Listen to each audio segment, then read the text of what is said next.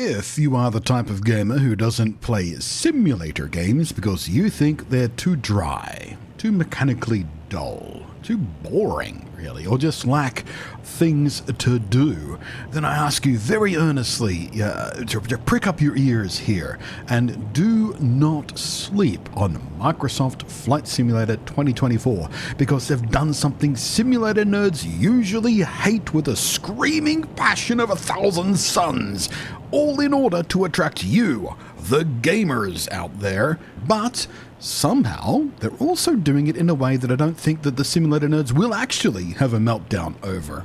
They are gamifying one of the most hardcore simulators out there. Let's see how that goes. Hello again, I am Blunty, and I really don't like the term gamification much. Gamification gets used pretty cynically these days in an effort to psychologically and emotionally manipulate people into addictive and habitual loops and stuff in order to keep them paying and consuming, but that is a rant for another day. Today we'll be talking about gamification in a much more earnest, honest, simple way. Not as a way to manipulate you, but as a way to open a door for you. And how Asobo Studio, the developers of Flight Sim, are using it to make the ridiculously ambitious and highly technically accurate Microsoft Flight Simulator 2024 into something way more accessible to people who call themselves gamers and not, simmers? Is simmers the right word? Hey sim nerds, do you all have a collective noun that you prefer? Let me know in the down below. Or is it like the Trekkie versus Trekker thing? Am I going to start an argument here? It's Trekkie, by the way, just for the record. Don't listen to the Trekker people. They're silly. So, live long and deploy 10% flaps as we take off here in any case. So, we're talking about career mode in Microsoft Flight Simulator 2024. It's a first-of-its-kind feature to this long-standing and deeply respected series, the latest version of which, 2024, is about to launch. And look how cute this is, by the way. They made an airport arrival time board thing for the launch time announcement for their social media posts. Clever little bastards. It's adorable. I love it. So yeah, MSFS 2024 launches on the 19th or 20th, depending on which side of the international dateline you sit. And in my attempt to encourage as many of you to give it a try as possible, you don't even need to buy it. It is available at zero additional dollary dues on both PC and Xbox through the Game Pass sub, leaving very little friction for you to at least give it a try. And I really do hope you give it a try, even if it's not the kind of thing you usually play. Because this career mode thing is actually something pretty damn groundbreaking within the structure of the MS Flight Sim stuff, offering up an alternative to the usual kind of open-ended fly wherever you want, wherever you want, whenever you want, in whatever you want, be a huge nerd and make your own flight plan kind of stuff. And instead builds out a structured, deliberate, earned progression system that uses a career path chain inspired very directly by RPG skill tree progression systems. I mean, look at that and tell me that's not an RPG skill tree. Which, aside from gamifying the process to make it a lot more engaging for people, more used to video gaming rather than simming, it also means you'll be stepping through a learn-by-doing immersive tutorial system, which does a really good job at teaching you the basics about how to fly, which is one of the most intimidating things about these flight sims, because there's so much to learn. And which, as someone personally who learned a bunch of that stuff a few years ago when MSFS 2020 launched, by watching a bunch of YouTube tutorials from flight sim enthusiast content creators, well, I don't want to throw any shade on those guys. Absolutely not. Some of them are fantastic content creators, and I enthusiastically recommend their content. I'll try and remember to link a few on the down below for you, actually. But the quality of these tutorials, these newbie guides, was pretty varied, and it was from the perspective of a simulator enthusiast of many, many years, so it was sometimes festooned with, too much very dry technical babbling and assumed knowledge that can go over the head of some people too easily, and too little active engagement for reaching the kind of, gamers that this new career mode is targeted at especially. And if you weren't as, well, let's be honest here, autistically determined as I was to learn it, it might have been pretty hard to stick with. You might have bounced off it because there is so much to learn, and it is and can be quite technical. But a built-in, gamified flight training tutorial system in the career mode, complete with sectioned goals and even a point scoring system and a letter grade, is going to be a lot more appealing and helpful to many more people. And with the basics learned this way, the deeper stuff some specialist content creators make for newbies is going to be a lot more accessible too, because you're going to be much better grounded in the base knowledge. So everybody wins on this one. The career mode even has a character creator, another first for Flight Sim. You get to make your own pilot and you get to make them look however you like. So gamers can have a personalized avatar to attach themselves to and play as effectively. Sadly, at least in the beta where this footage is from, no beards. What's up with that, Asobo? A pilot's not allowed to have beards? I didn't know that was a rule. Actually, you know what? I think it is a rule for at least, fighter pilots. Otherwise, the mask wouldn't fit properly when you need oxygen and stuff. Is it a rule? A pilot's not allowed to have beards? Sure, I've seen pilots with mustaches at least. Sorry, sidetrack. You can base your career out of any airport you like in the world, and I do mean that literally, because Flight Sim really does simulate the entire planet of Earth, including, of course, figuratively countless airports. The journey starts with the immersive tutorial system, with your flight trainer co-pilot talking you through each step, and even gives you gamer-style heads-up UI elements to guide you through the appropriate flight paths as you learn. And you will be learning, as quite a lot of real-world pilots do, starting in a basic aircraft, in this case one of the world's most popular training planes, which of course is also extremely accurately simulated. And then you'll step through various chosen career paths along that RPG-inspired skill tree, which will be instantly understandable to basically any gamer out there. Following along these paths, you'll earn certifications by completing training missions and then flying missions within that career structure to earn your way there. Say, tourist flights, for example, where your passengers will even chat with you about the experience and even comment on the flight in real time. For example, if it's a bit too bumpy, they might whine a bit about that. And then you'll take an exam to earn your certification, which will unlock the next stage of that career speciality, like moving from commercial piloting for a helicopter to helicopter hoist operation, transport, or even rescue.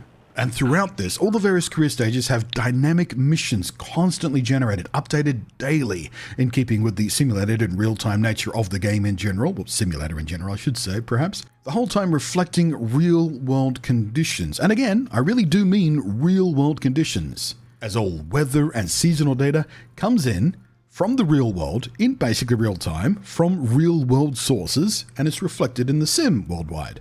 So if you're flying over Sydney and there happens to be a storm in Sydney right now, there will be a storm in the sim too.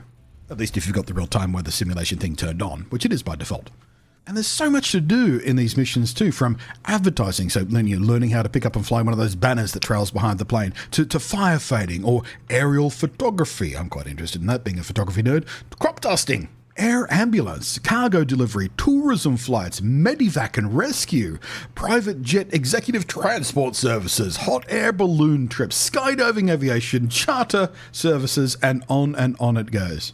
Dozens of different mission types, and all with specific mission objectives and different parameters for success and general performance metrics you're constantly scored on no matter what you do, all to do with how well you fly, from correctly taxiing at the airport and obeying the commands of air traffic control, before takeoff, after landing, and how much stress your flying is putting on the aircraft itself. I, for example, got dinged more than once, I'm slightly ashamed to say, for deploying flaps at excessive speeds. A simple and silly mistake, really. It's not dangerous per se, but unnecessary stress on the aircraft mechanics, so I gotta watch that more carefully, which will make me a better pilot. And that is the kind of more subtle gamification, beyond the mission types and stuff, how this is ranked and scored and rewarded and stuff. Losing a few points for that kind of stuff, the flaps thing, which makes it fun for me, the gamer, to learn to fly properly rather than the pure sim experience of doing the exact same thing, which has far less, consequence, really. I could just get away with doing that in the sim experience, and as it turns out, that has become a very bad habit that the gamification experience will break me of. You earn money as you progress. You spend it on things like your certifications, but a longer-term goal of career mode is to move from being an employed pilot to being the owner of your own aviation company, where you can then choose to invest in your own fleet of aircraft and expand your operations. Starting out with purchasing a used aircraft, which, being used, you'll have to keep a close eye on maintenance costs and whatnot, adding layers of strategy to career mode. You keep putting those flaps down too early, or you have too many rough landings, and the maintenance costs will eat into your own business now, slowing down your progress to buying bigger and better aircraft, progressing further down your career paths. So you are rewarded in a gamery way for just becoming a better pilot. As far as gamers go, that is, people who use the word gamer as a self-identifier to indicate that is, it's a personal passion, it's a hobby or pastime that can take significant chunks of our recreation time.